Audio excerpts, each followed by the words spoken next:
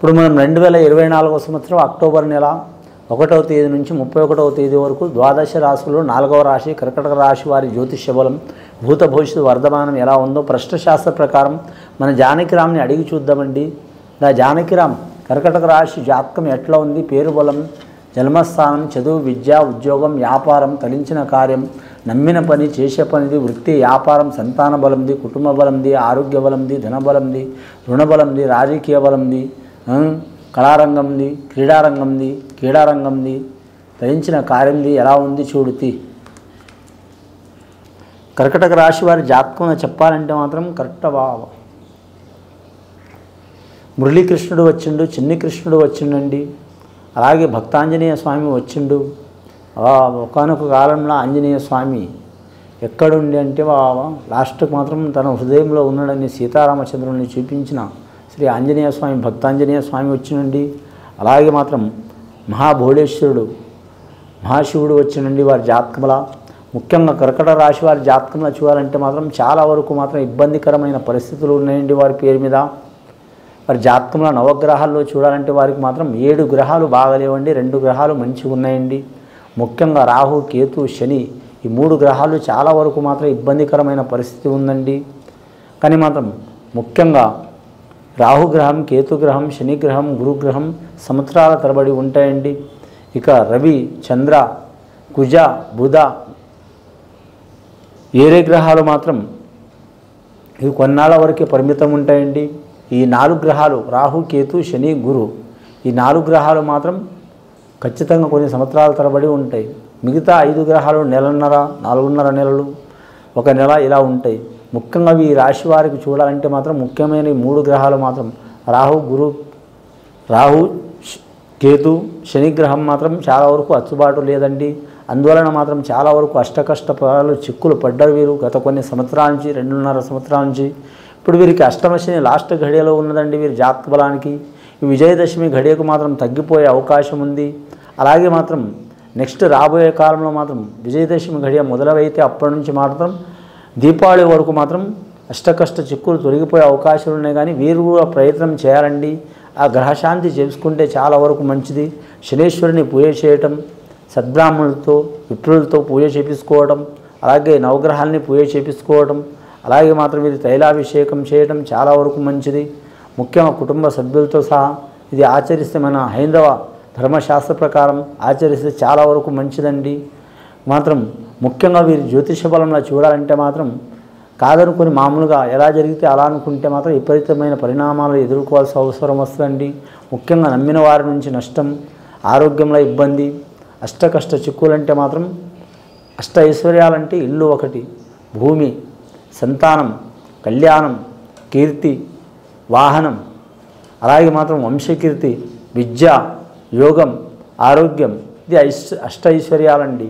అష్ట కష్టాలంటే మాత్రం ముఖ్యంగా మాత్రం జీవిత ఖైదు కావటం, లేనిపోని చికాకులు రావటం, సంతానం దూరం కావటం, సంసారం దూరం కావటం, రుణ చిక్కులు రావటం, రాజకీయం భంగం కావటం, అలాగే మాత్రం ముఖ్యంగా మానసికంగా విధ్వంసం కావటం, ప్రేమించిన వారు దూరం కావటం, తల్లిదండ్రులు కావచ్చు, భార్య భర్తలు కావచ్చు, లేదా ఎవరైనా కావచ్చు, ఇలాంటి సంఘటనలు, ప్రాణ నష్టం రావటం, గృహ నష్టం రావటం, అలాగే వాహన నష్టం రావటం, దారిద్ర్యబాధలు బాధించడం ఈ అష్ట కష్టాలు అంటారండి. ఈ అష్టకష్ట యోగ బలాలు తొలగిపోవాలంటే ఖచ్చితంగా శనేశ్వరునికి మాత్రం పూజ చేయించాలండి. అలాగే నవగ్రహాలు కూడా పూజ చేయించాలండి. సద్బ్రాహ్మణులతో విప్రులతో చేయించడం చాలా వరకు మంచిది.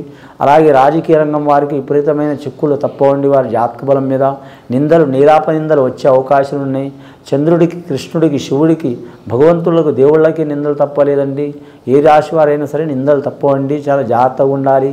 ఇక వీరి జాతకంలో చూడాలంటే మాత్రం అన్ని గ్రహ యోగ బలంలో చూడాలంటే మాత్రం వీరికి ముఖ్యంగా గురుగ్రహం బాగుంది కాబట్టి వీరికి ఎక్కడ పోయినా గురుగ్రహం అనుకూలత ఉంటే దైవం వెంట ఉన్నట్టే.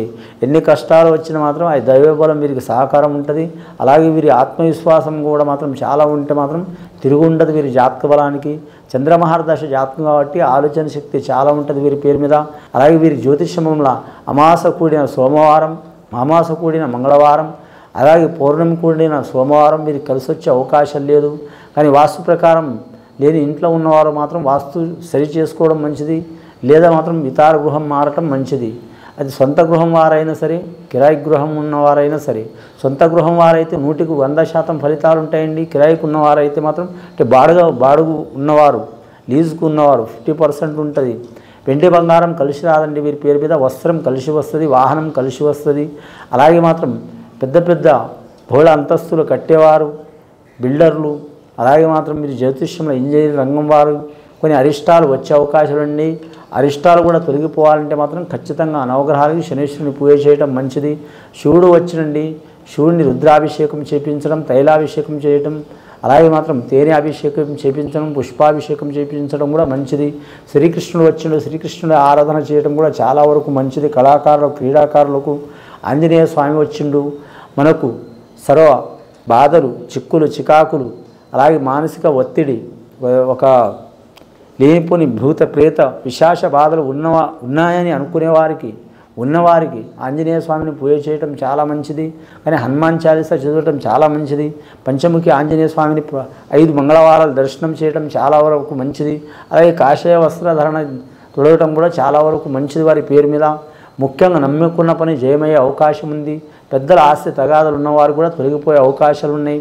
అలాగే వీరి జ్యోతిష్యంలో ప్రేమ విషయంలో మాత్రం ప్రేమ గెలవాలనుకునేవారు మాత్రం టైం తీసుకోవడం మంచిదండి. కానీ మాత్రం ఖచ్చితంగా ఆ ప్రేమ గెలవాలి, ప్రేమ వివాహం కావాలి, మనకు దూరమైన వారు దగ్గరే కావాలనుకొని మాత్రం గుడ్డి నమ్మకంతో మాత్రం నడవకండి. ఇవాళ కాకపోయినా ఏదో ఒక రోజు మాత్రం మీ ప్రేమ సక్సెస్ అయ్యే అవకాశం ఉంటుందండి. ఈ రాశి వారికి కాదు, ఇప్పటికిప్పుడే కావాలనుకుంటే మాత్రం చాలా విపరీతమైన ఇబ్బందులు పడే అవకాశం ఉంటుందండి.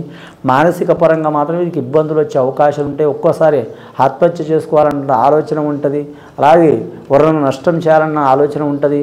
అలాగే పెద్దల మాట గ్రహించకపోవటం, ఒకటి చెప్తే ఒకటి అర్థం చేసుకోవటం, మతిమరుపు రావటం, అలాగే కోపి ఆవేశ ఉద్రేక స్థితిలో ఉండటం, అలాగే చెప్పుడు మాటలు వినటం, అలాగే చేసే పని మీద శ్రద్ధ లేకపోవటం, అలాగే మాత్రం వృత్తి వ్యాపారం మీద ధ్యాస లేకపోవటం, పెద్దల మాట గ్రహించకపోవటం, గంటకు ఒకసారి గుణం మారటం, చిన్నపిల్లల మనసుతో ఉండటం, ఒక్కోసారి నవ్వటం, ఒక్కోసారి ఏడవటం, ఒక్కోసారి కోపడటం, ఒక్కోసారి విపరీతంగా ప్రవర్తించడం, ఇలాంటి సంఘటనలు జరిగే అవకాశాలు ఉంటాయండి. సంఘటనలు చిక్కులు చికాకులు వెళ్ళిపోవాలంటే ఖచ్చితంగా మీరు ఆంజనేయ స్వామిని పూజ చేయటం, నవగ్రహాన్ని పూజ చేయటం, శనీశ్వరుని ఆరాధన చేయటం, ఈశ్వరుని ధ్యానం చేయటం, సద్బ్రాహ్మణులతో శాంతి చేయించుకోవడం చాలా వరకు అవసరమండి. ఇది విని చూసి ఆచరించే వారికి గొప్ప ఫలితాలు కలుగుతాయండి. శుభం భూయత్.